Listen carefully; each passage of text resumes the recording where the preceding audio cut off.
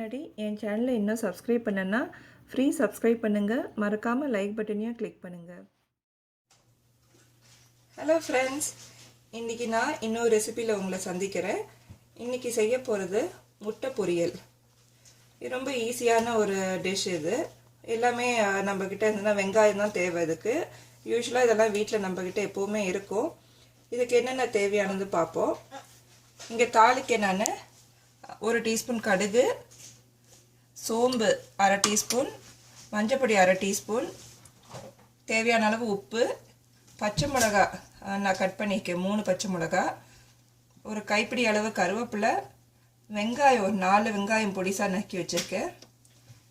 அப்புறம் நிச்சயம் முட்டை தேவை. இதுக்கு நான் இங்கே 10 முட்டை எடுத்திருக்கேன். இப்போ இதில் மஞ்சக்கரு பிடிக்காதவங்க அதை எடுத்துகிட்டு கூட நீங்கள் செய்யலாம். நான் இங்கே பிள்ளைங்களுக்கெல்லாம் பண்ணுறதுனால அதோடையே சேர்த்து பண்ணுறேன். நான் எப்பயோ தான் இது பண்ணுறதுனால அதை நான் எல்லாமே போட்டிருக்கேன். நான் விருப்பப்படாதவங்க மஞ்சக்கரு எடுத்துடலாம். இப்போ இதில் ஒரு 1/2 டீஸ்பூன் இல்லை 1 டீஸ்பூன் அளவுக்கு பால் சேர்த்துக்கோங்க.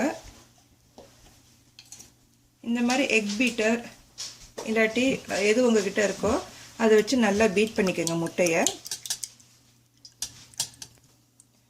இப்போ நான் இங்கே வச்சு இந்த 10 முட்டையும் நல்லா பீட் பண்ணி வச்சுருக்கேன் எக் பீட்டரால். இப்போ 2 டேபிள் ஸ்பூன் அளவுக்கு எண்ணெய் ஊற்றி சூடு பண்ணியிருக்கேன்.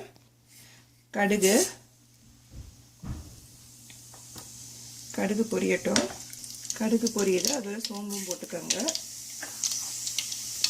அப்புறம் நான் இங்கே வச்சுருக்க கருவேப்பிலை, பச்சை மிளகாய் 2ஐயும் போட்டுக்கிறேன்.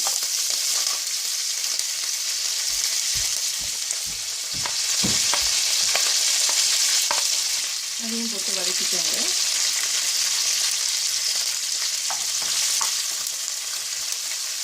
அதோட சேர்த்து இந்த அரிஞ்சு வச்சுக்க வெங்காயம் எல்லாத்தையும் போட்டுக்கோங்க.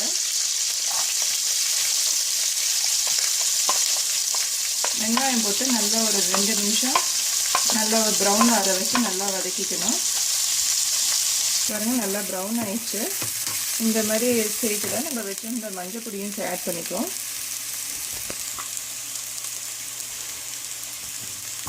மிக்ஸ் பண்ணிக்கோங்க. இதோட இப்போ நம்ம பீட் பண்ணி வச்சுருக்க எக்கையும் ஆட் பண்ணிக்கலாம்.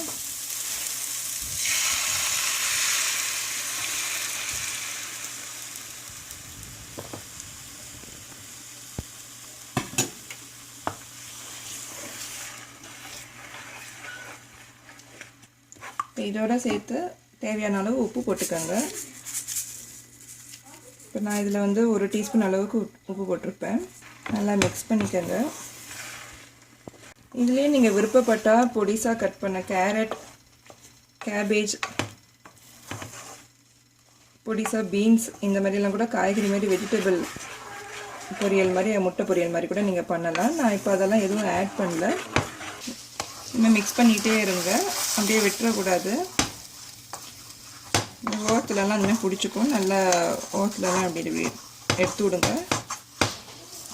இது பொதுவாக நீங்கள் நான்ஸ்டிக் பேனில் செஞ்சால் தான் நல்லது. நான் பொதுவாக நான்வெஜ் செய்கிறதுக்கெலாம் தனியாக வச்சுருப்பேன். நான்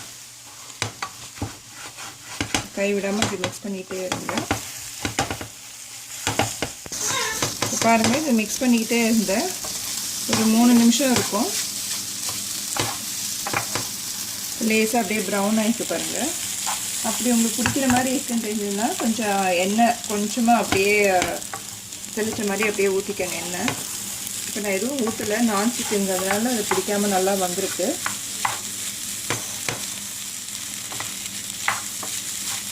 இது நல்லா கொஞ்சம் ப்ரௌனாக அது ரோஸ்டடாக வர வச்சு எடுத்திங்கன்னா டேஸ்ட் ரொம்ப நல்லாயிருக்கும். பச்சை மிளகா காரம் அவங்கவுங்களுக்கு ஏற்ற மாதிரி நீங்கள் போட்டுக்கோங்க. நான் இங்கே மீடியம் காரம் தான் போட்டிருக்கேன். இதில் பாருங்கள், நல்லா கொஞ்சம் ப்ரௌனாக அங்கங்கே தெரியுதில்ல உங்களுக்கு. இந்த பாருங்கள், இந்த அளவுக்கு ப்ரௌனாக இருந்தால் போதும். ரொம்ப ரோஸ்டடாக பண்ணாலும் அது ஒரு மாதிரி ட்ரையாக போன மாதிரி இருக்கும். இந்த மாதிரி இதில் நீங்கள் நெச்சிடலாம். இதில் தேவைப்பட்டால் கொத்தமல்லி சேர்த்துக்கலாம். அது ஒரு மாதிரி டிஃப்ரெண்ட் டேஸ்ட் கொடுக்குங்கிறதுனால நான் கொத்தமல்லி சேர்த்துக்கல. நான் விருப்பப்படுறவங்க அதை ஆட் பண்ணிக்கலாம். இதோட இது ரெடி. சுவையான முட்டை பொரியல் ரெடி. நீங்கள் சாதத்தோடையும் சாப்பிட்லாம், சாம்பார் இல்லாட்டி எதோடையும் நான் தொட்டு சாப்பிட்டா நல்லாயிருக்கும். இது வந்து நீங்கள் ப்ரெட்டை டோஸ்ட் பண்ணி இல்லாட்டி சும்மா பிளெயின் ப்ரெட்டில் கூட நடுப்புற ஸ்டஃபிங் மாதிரி வச்சு கொடுத்தோன்னா கூட நல்லாயிருக்கும். சப்பாத்தியில் ரோல் பண்ணி விராப் மாதிரி நீங்கள் கொடுத்தாலும் நல்லாயிருக்கும். நீங்கள் இதை எப்படி விருப்பப்படுறீங்களோ எதோடையும் இதை தொட்டு சாப்பிடக்கூடிய ஒரு சுவையான முட்டை பொரியல். இது பொதுவாக பேச்சுலர்ஸ்க்கு இதெல்லாம் செய்கிறதுனா ரொம்ப ஈஸியான ஒரு ரெசிபி. செஞ்சு பாருங்கள். பிடிச்சதுன்னா என் வீடியோ லைக் பண்ணி உங்கள் ஃப்ரெண்ட்ஸுக்கும் ஷேர் பண்ணுங்கள். மறக்காமல் சப்ஸ்கிரைப் பண்ணுங்கள். நன்றி, வணக்கம். Thanks for watching.